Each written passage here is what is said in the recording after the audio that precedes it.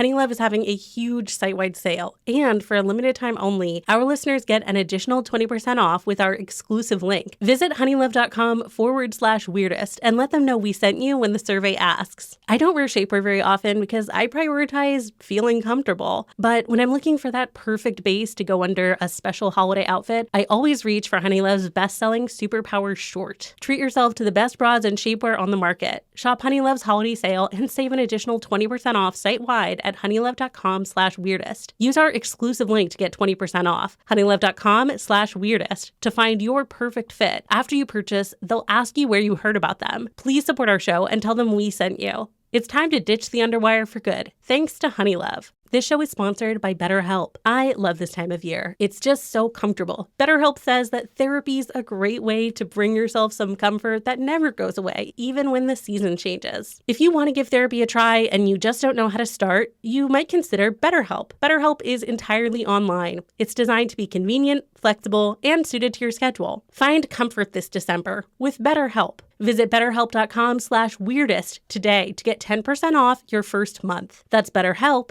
HELP.com/weirdest. We all love saving a few bucks, but it has to be easy. No hoops, no BS. Mint Mobile makes it easy to get unlimited talk, text, and data plans for $15 a month when you purchase a 3-month plan. To get this new customer offer, go to mintmobile.com/weirdest. That's mintmobile.com/weirdest. $45 upfront payment required, equivalent to $15 a month for first 3-month plan only. Speed slower above 40 gigabytes on unlimited plan. Additional taxes, fees, and restrictions apply. See Mint Mobile for details. At Popular Science, we report and write dozens of science and tech stories every week. And while most of the stuff we stumble across makes it into our articles, we also find plenty of weird facts that we just keep around the office. So we figured, why not share those with you? Welcome to The Weirdest Thing I Learned This Week from the editors of Popular Science. I'm Rachel Feltman. I'm Claire Maldarelli. I'm Sophie Bushwick. It's so great to have you both back. Longtime listeners know that, Claire, you have been on fairly recently, but of course, longtime listeners know you are a Weirdest Thing OG. And Sophie, it's been years since we had you on, so it's so great to have you back. I'm so pumped to be here. Yay! Reunion. Well, yeah. Yeah, it's absolutely a reunion episode. So let's get right into it. On The Weirdest Thing I Learned This Week, we start by each offering up a little tease about some kind of fact or story that we found in the course of reading, writing, reporting, etc., and decide which one we just absolutely have to hear more about first. Then once we've all had time to spin our little science yarns, we reconvene and decide what the weirdest thing we learned this week actually was, except there's not a winner anymore. Now everybody wins. It's fine. Everyone gets a trophy. It's been so long since I was on that last time I was here, there were winners, and I was very competitive about it. We just had too many three-way ties. Honestly, it'll still be delightful without a trophy. Claire, what's your tease? Yes, I would like to talk about the connection between paper mache and World War II. Ooh. Arts and crafts. Love it. Love it. Sophie, what's your tease? My tease is about how a worm falling out of a tree changed the course of human history. Wow. Wow, that's big. Yeah, and small at the same time. Yes, exactly. Would you still love me if I was a worm that fell out of a tree? My tease is that I want to talk about elephants using tools and possibly playing pranks. Maybe. Ooh, I love that. I'm happy to start. I'll dive right in with elephants. So this story is about 3 elephants at the Berlin Zoo. Mary, Pengfa, and Anshali. Mary is this handsome, respectable woman of 54, and Pengfa is also an adult. I want to say she's in her 30s. Don't quote me on that, though. And then Anshali is Pengfa's child, 12 years old, little rapscallion. We'll get into that more later. So this all started because as part of their morning routine at the Berlin Zoo, these elephants were showered by keepers with a water hose. And then they had access to water, all day to drink and to spray themselves. But the hose would only be turned on, while the zookeepers were using it. And researchers who were hanging out watching these elephants for interesting reasons I will get to later. Turns out they are a very special, interesting group. But they noticed that Mary wasn't just spraying herself with water using her trunk, which is something elephants do when they have access to water. They do lots of grooming. They do lots of stuff with their trunks. They'll give themselves little dust and mud baths. So that's not unusual at all. But they found that she was also taking the hose and holding it in her trunk to give herself showers, which is not something they had ever seen an elephant do before. Basically, when the hose was turned on, she would pick it up on average within 5 seconds, and then she would shower for an average of 7 minutes. Yeah, she was like, it's shower time. That's amazing. Yeah. And 7 minutes, which I feel like for an animal that doesn't shower, 7 minutes is that's a luxurious shower, girl. I understand. Like a morning rush for me, 7 minutes is a luxurious shower. Yeah, but and I let the water run a little before I get in so it'll warm up. Yeah, exactly. Yeah, no, good point. This water is almost certainly bracing. And then when the water was turned off, she would drop the hose. She would be okay, shower done. And she had never been trained to do this, and nobody knew how she had learned. And what's cool is that once they started looking at her, they found it wasn't even as straightforward as she has learned to pick up the hose and put water on herself. She would actually change her grip depending on what part of her body she was targeting. When she was going on her side, and she would be lifting her legs to reach all the crevices, but she would be holding the hose in her trunk. Again, there's video. It's really adorable. I'll reference the video multiple times. I really recommend everybody go watch it. I'll link to it on popsci.com/weird. But she would wrap her trunk around the hose very close to the head of it. So she would be using it similar to how you might use a handheld shower head where you're really directing the spray. But then when she wanted to shower her back, she would move her trunk to further down the hose, and she would flip it up like a lasso so that it would flop down her back and shower her there.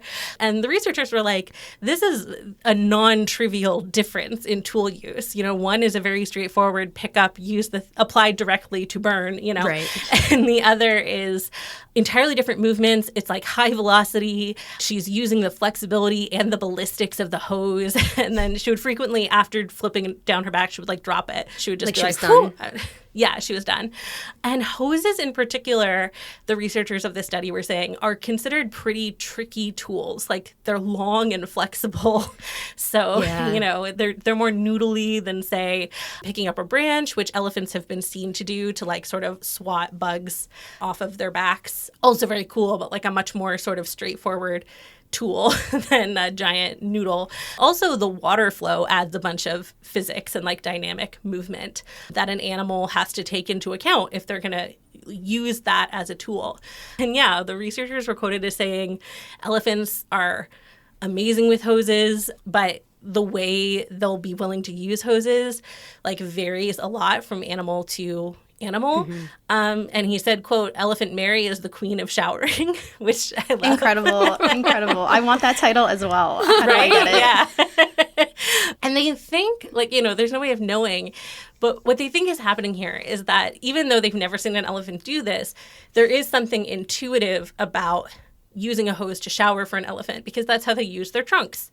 So they're saying, it's super plausible to imagine an elephant looking at the hose as their zookeepers using it and being like, oh, it's a thing that does the thing my trunk does.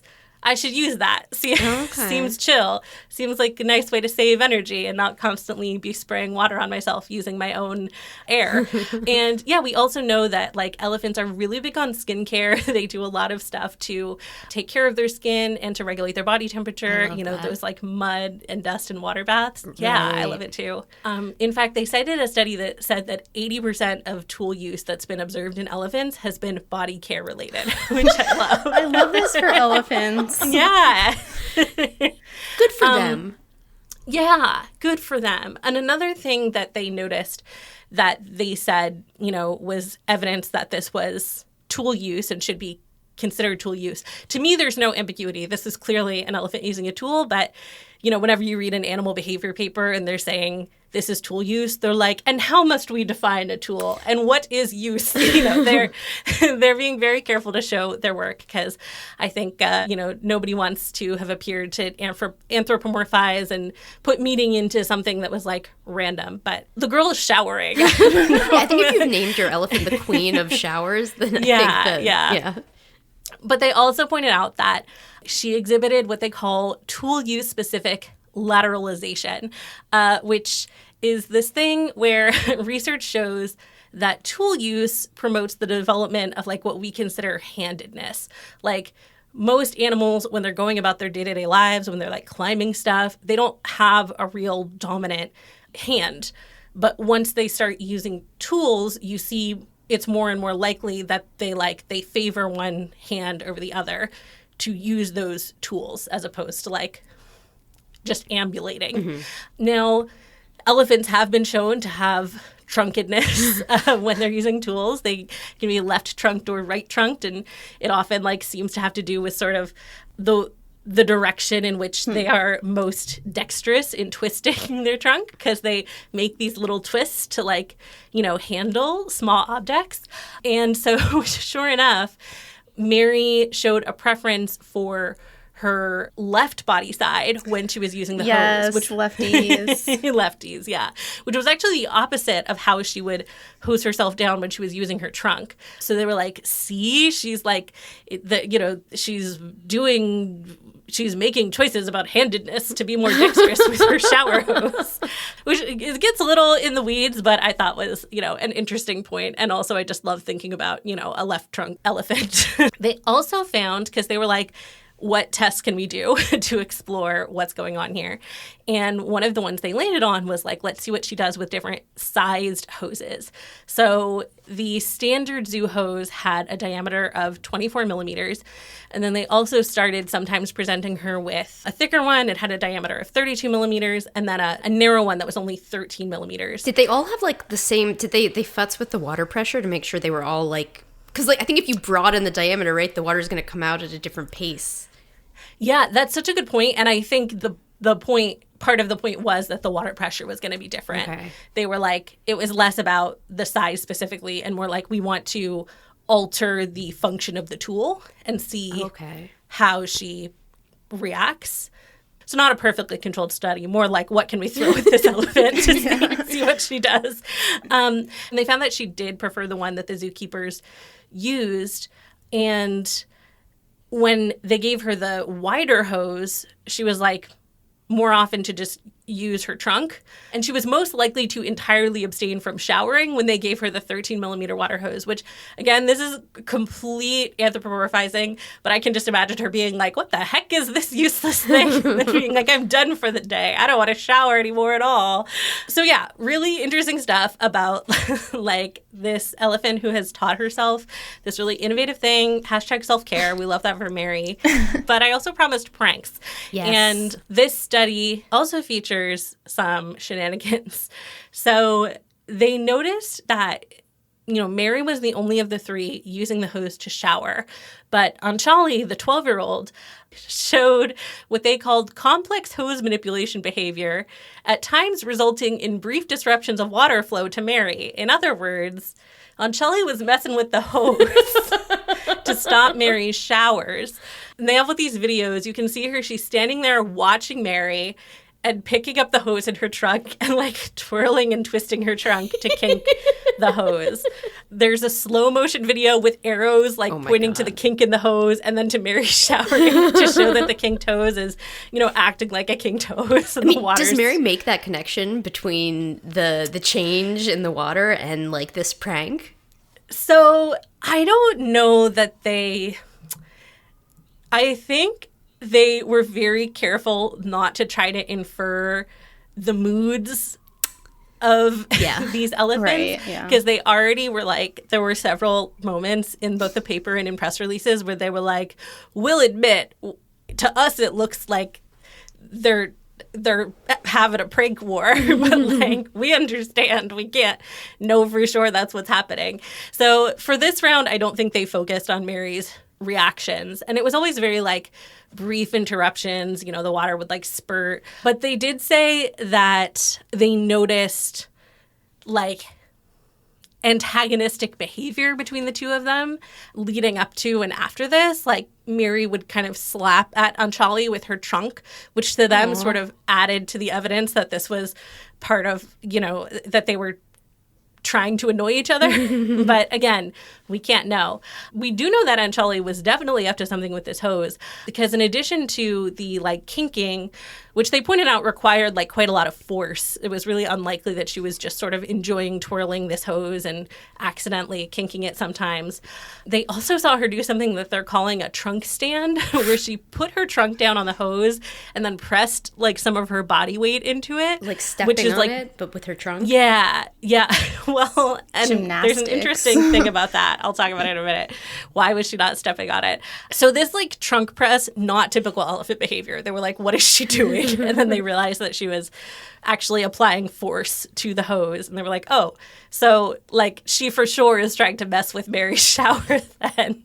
Though again, they were also quick to add the caveat, we can't know that. But you can like feel the researchers giggling throughout this whole thing. And watching the videos, I was like, so delighted. I was surprised by how delightful I found it.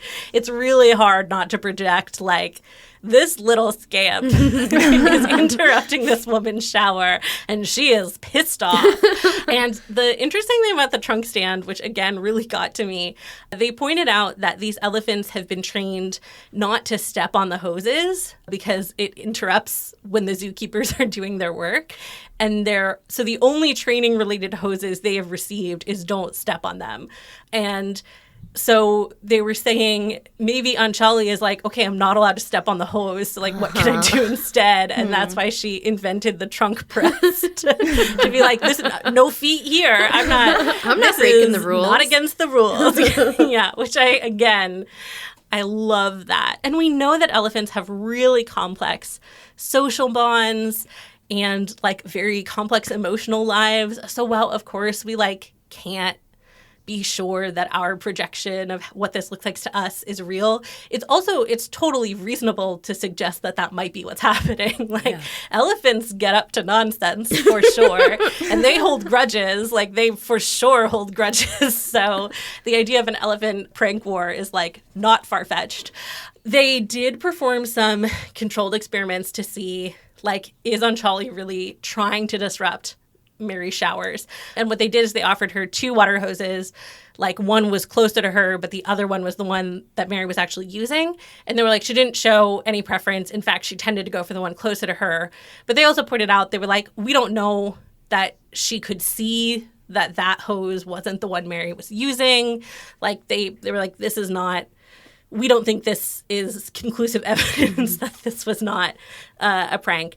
And yeah, in fact, they pointed out like she got better at disrupting the water flow over time, which makes them think that was her end goal. Wow. She did this repeatedly. It was like very complex maneuvers requiring a lot of pressure and force. So they're like, yeah, listen, we suspect this was her being a little like we can't be sure. Kind of sounds like it. Yeah, for sure. I'm It really convinced. does. Yeah. Oh, yeah. And so one other thing just to wrap us up, I don't know for sure that this is why the researchers were looking at these elephants, but I did find that Pang Fa, who's Anchali's mother, was previously the subject of a different study because her caretakers at the zoo noticed that she had learned to peel bananas, which is not a standard elephant thing.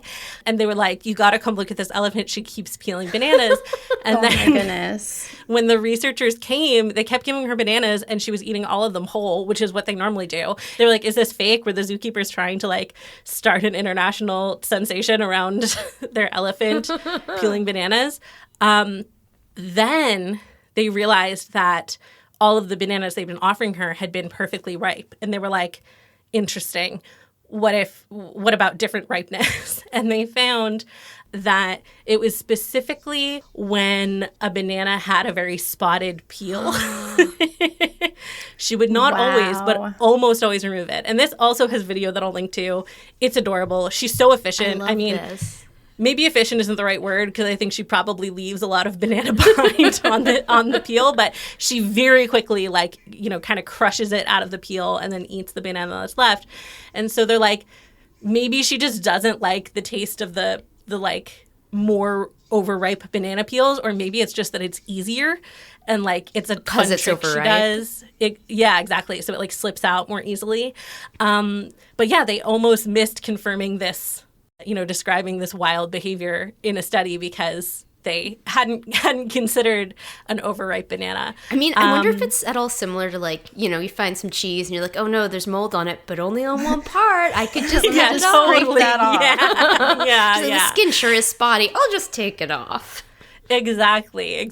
So relatable, so understandable. Versus a kind of green banana, you're not going to waste your time trying to unpeel that if you're an animal that can eat a peel. Yeah. That's silly. And you don't even have fingers, so wait, why are you going to spend time doing that?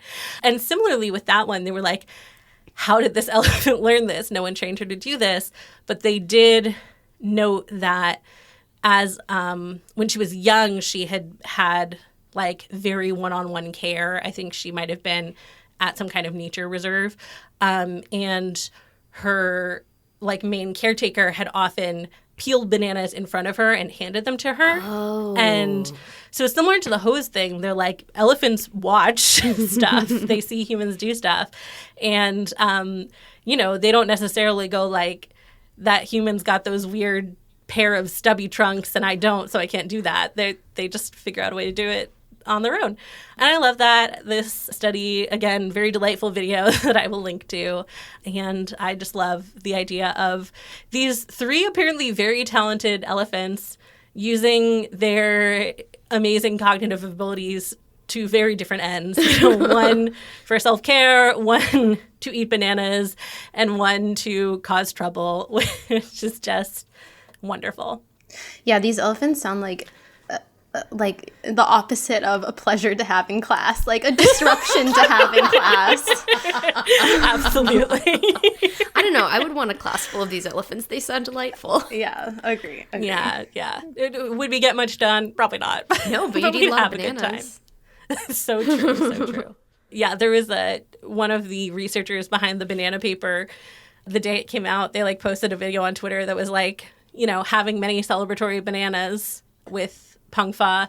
And, it was a video showing 3 bananas in a row that she very quickly peeled. And then the last one, she just ate whole. And you could hear the researcher cackle. She's just a contrarian. Anyway, yeah, we're going to take a quick break and then we'll be back with some more facts.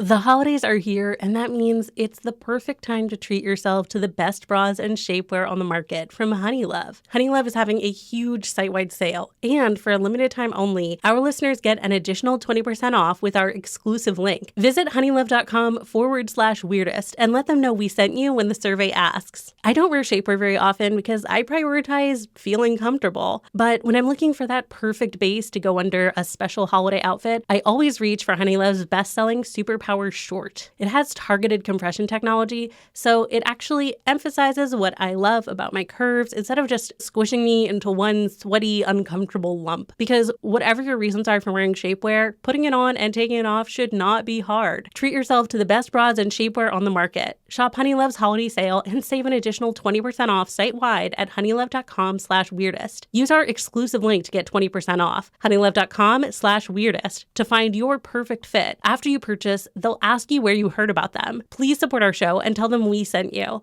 It's time to ditch the underwire for good, thanks to Honeylove. This show is sponsored by BetterHelp. I love this time of year. I'm definitely an indoor kid, and I love the excuse to cozy up inside, read a bunch of good books, drink a bunch of hot seasonal beverages, the whole thing. It's just so comfortable. BetterHelp says that therapy's a great way to bring yourself some comfort that never goes away, even when the season changes. I've been seeing an awesome therapist for years, and our sessions are super important year-round, but especially when things get dark and there's less sunlight. Therapy isn't just for people who've experienced major trauma. It's it's also about giving you coping mechanisms to get through everyday struggles. If you want to give therapy a try and you just don't know how to start, you might consider BetterHelp. BetterHelp is entirely online. It's designed to be convenient, flexible, and suited to your schedule. Just fill out a brief questionnaire to get matched with a licensed therapist. You can also switch therapists at any time for no additional charge. Find comfort this December with BetterHelp. Visit betterhelp.com/weirdest today to get 10% off your first month. That's BetterHelp, HELP.com/weirdest. Okay, we're back. And Claire, tell me about paper mache and the Great War. Yes. Okay, so I feel like I made a bigger deal about paper mache than I think than the any rest. paper mache being involved in this story is a big deal to me. So. But it's still a good fact. I wrote the teaser last minute, so I just threw paper mache in there, even though it's not the focus. But anyways, don't hate me later for that. So I was doing research earlier this week on anechoic chambers, which are those like silent rooms that you go into and you can like feel your heart rate, and it's freaky. I want to go into one of those so much. I have never been in one either. Like a lot of journalists have, and like people have written about it before. And I think the one that's in Minnesota, you can pay like $75 an hour or something to see how long you last in there. The blood running in your veins, right? That's what I've heard. Yeah, like your heartbeat, like the blood swishing through your ears, and Wow. yeah, it sounds lovely. So yeah, that sounds great as well. And I was doing a little bit of research on like the history of them, and I came across an article in the New York Times Magazine. It's a recent article, and it talked about like where these anechoic chambers came from, like how they came about. And it turns out that during World War II, the United States Army was trying to, pull out all the tactics they could to win the war, as you do. You have your army and you have all the things that usually go along with war, but they're pulling out all the stops. So they come up with this idea that they call the quote-unquote ghost army. And it is spooky, Rachel. And it consists of essentially this idea that we are going to create like a almost fake military base and fake soldiers and fake weapons and artillery, and set it up and make it seem like instead of there being 1,000 soldiers or 100 soldiers, there's like 30,000 soldiers. We are going to trick the other side and disillusion them to think that there's like a bigger army and weapons than there are. Like large-scale toy soldiers. Quite literally. And they use all these like enormous speakers that would make it sound like there was a cacophony of man and machines. This must have been so much fun to set up. Yeah. Right, truly. I mean, like, you're in the middle of war and you're like, this all sucks, but at least I get to try this, like, cool stuff. So they had, but the problem is that they're trying to create this, like, massive amount of sound. And they were like, where in America can I do this without disturbing people? And they were like, nowhere. So let's create a room that tests the loudness of sound. And that's partially how anechoic chambers came to be. That is a cool fact in and of itself. But then I was like, wow, ghost army, so weird. So I went down a rabbit hole, and this is everything that I know and that you will now know about the ghost army of World War II. As I said, it was this brainchild of a group of army, not soldiers, but higher up than soldiers.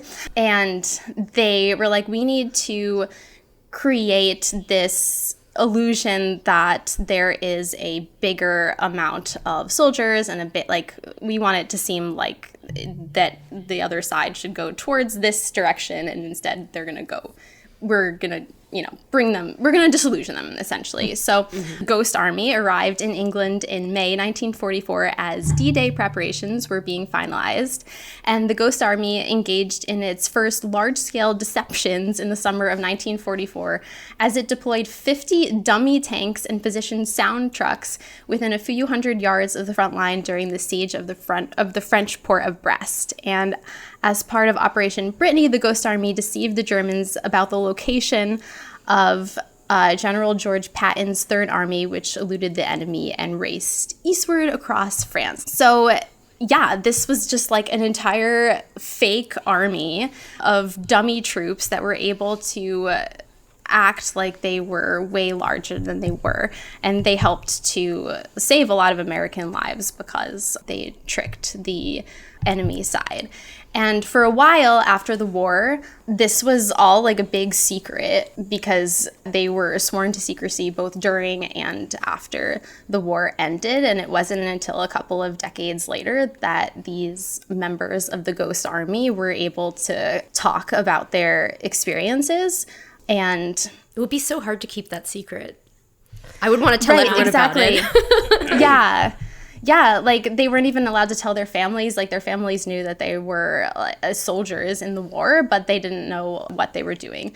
And I did a little bit of research on like how they got people to join this special force, and it seemed like it were like all the people that were just like maybe like kind of similar to these elephants that were just like not able to follow directions, and they were just like, no, I like it's just not the pleasure to have in class. And so they're like, okay, we're exactly like, go make a bunch of noise. Yeah. And so they were like, okay, we're going to put you in this like quote unquote special army, and you can use paper mache and all these various things to create. That's the only army I want to be in. The paper mache crafty army. Truly same. Just a bunch of theater kids in class. But literally, yeah. So it comprised of like artists, architects, set designers, painters, and other engineers and skilled creatives to create this ghost army. And we'd all have been in the ghost army. Yes. Truly. Yes. And now to this day, we have the anechoic chambers, which test out all of our sound that we use, from like hair dryers to dishwashers and everything, to thank for. We have the Ghost Army to thank for this. So yeah, it changed both my idea of war. I was like, okay, people were way more creative than I thought, and way more weird as well. There's this really great video game that I played and never finished called We Happy Few that takes place in an alternate history where the UK surrendered to Germany in World War II. And I won't go into details because it is part of a major plot point, but ghost armies are involved. And that I didn't realize that was a thing that America did too. Goofy. And then I finally have found the spot where the paper mache comes in. So this was from when they were finally able to talk about having been in this special ghost army. This is from an article in the New York Times. Quote, "We were told to make the Germans believe an American attack was coming through the Ardennes to hit them. Accordingly, we put on a demonstration of strength by bringing up a, quote, pretend division made of paper mache. It reminded me of a production by Cecil B. DeMille, only we had fewer extras to carry spears." I love that. Incredible. Again, I really feel like this would be such a good movie. I would absolutely watch this movie. Slapstick. Yeah. Yes. And if you just like Google Ghost Army, and maybe you can share some of these pictures too for this story, but you can kind of see they just create these big giant trucks that are all made of paper mache, or they're like blown up using like balloons. Oh my God. Because they don't want to use actual Did this stuff ever trucks like blow that away? they need for other areas. That is a great question. Right? Like you're I wonder if they had to check, like the air quality. Like, what's the weather today? Can we pull off this? Can we have our balloon tanks? Or, do we need the balloons to stand down today? We need more flour and water, or the war is lost. Yeah. Quick, more strips of torn up newspaper. Wow, I love that. Absolutely incredible. We're going to take a quick break, and then we'll be back with one more fact. We all love saving a few bucks, but it has to be easy. No hoops, no BS.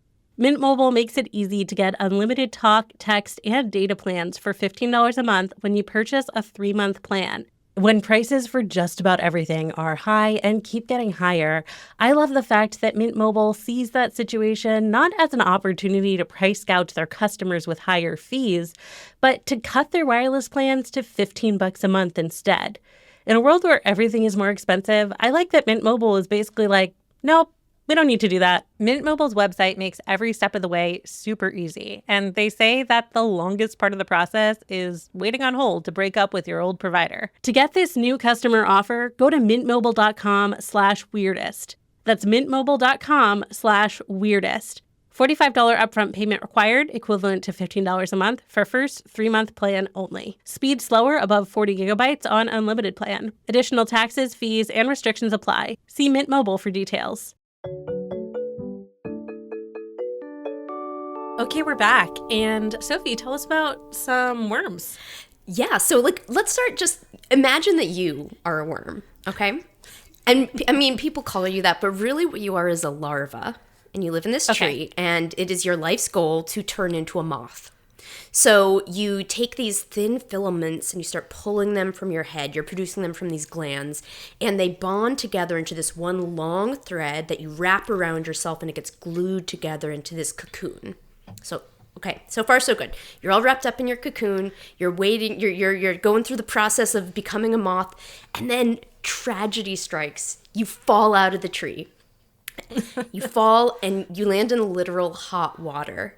So you are about to die, so you're never going to realize this. Yeah, sorry. I'm sorry. I made you the worm and then I killed the worm. But but the good news is you have just crashed into history. And more specifically, you've crashed into the teacup of the legendary Chinese Empress Lei Zhu. So, yeah, while you're dying, your cocoon is also falling apart around you. Sorry, you put in all that work.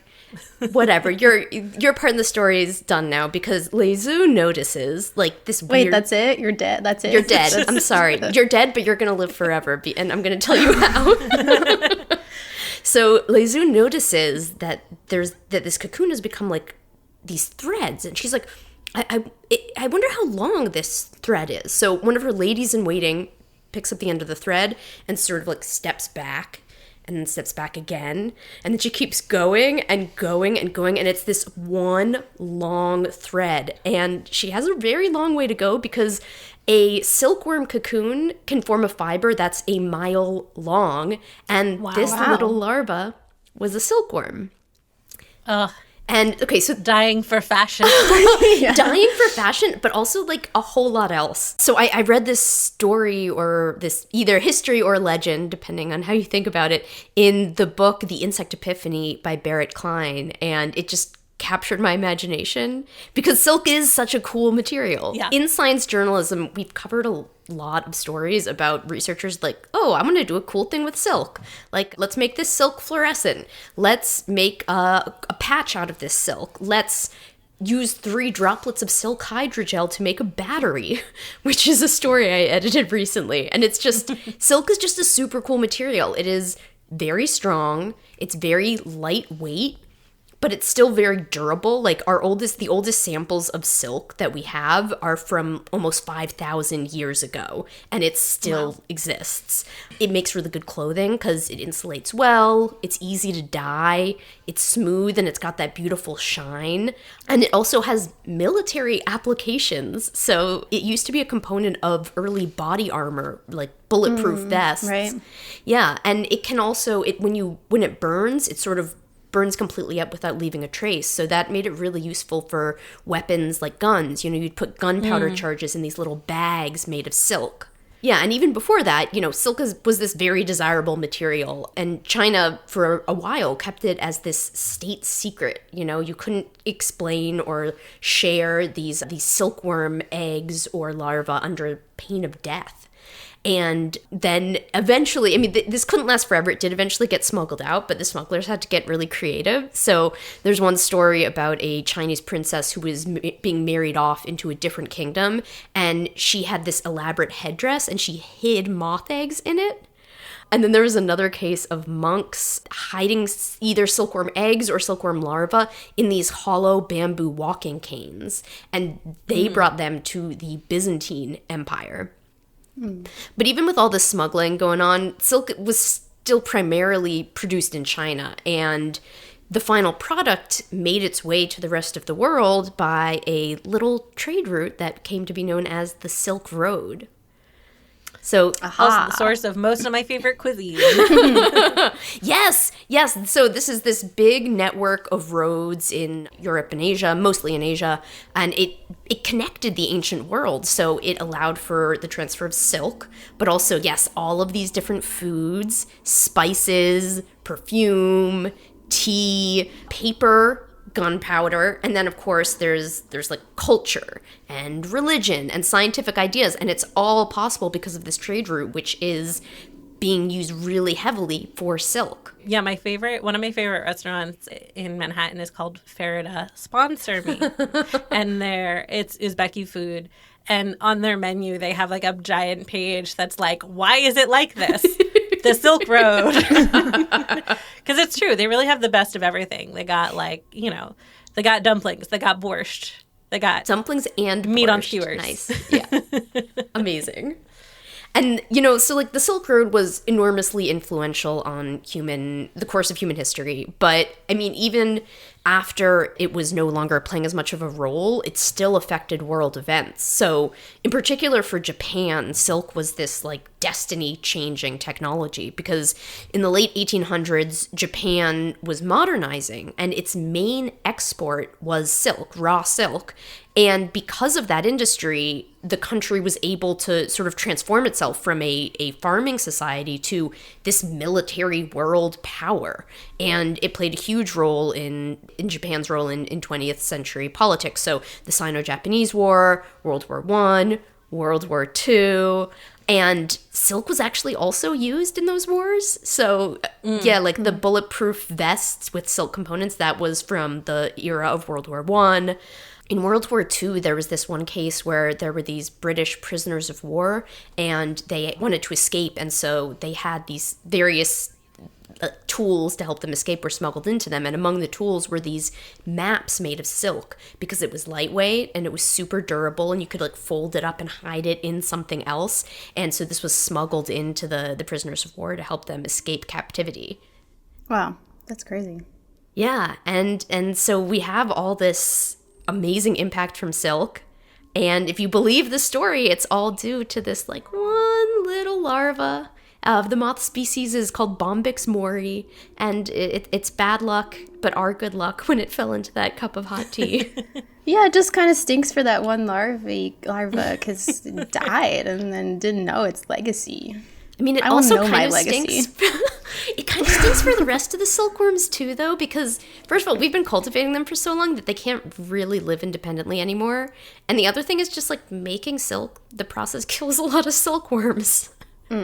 Yeah, so unfortunately, it's maybe not so happy for them. But I mean, the fact is that this species is still existing because in part of our human domestication of it. In a different timeline, I would have been born a silk heiress. Because my family was on both sides of these historic, basically some of the first like labor protests that led to unionization were in Paterson, New Jersey, around the silk factories. Yeah. And the vast majority of my ancestors were people working in sweatshops. And in fact, some of them did work in the silk industry in Paterson. But my great-grandmother, her father owned one of said silk factories. And then they lost everything.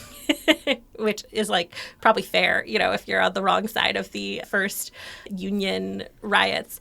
But yeah, what I've always been told is that during, I think, World War I, maybe World War II, he was told to switch over their looms to nylon to make parachutes. And he was like, no, it'll ruin the looms. Like, well, why should I do that? And then he was like blacklisted. Though also maybe because they were Jewish, because who knows? Yeah. But anyway, yeah, that is my connection to the world of both sides of the Paterson, New Jersey silk industry. And and a fat lot of good it did us.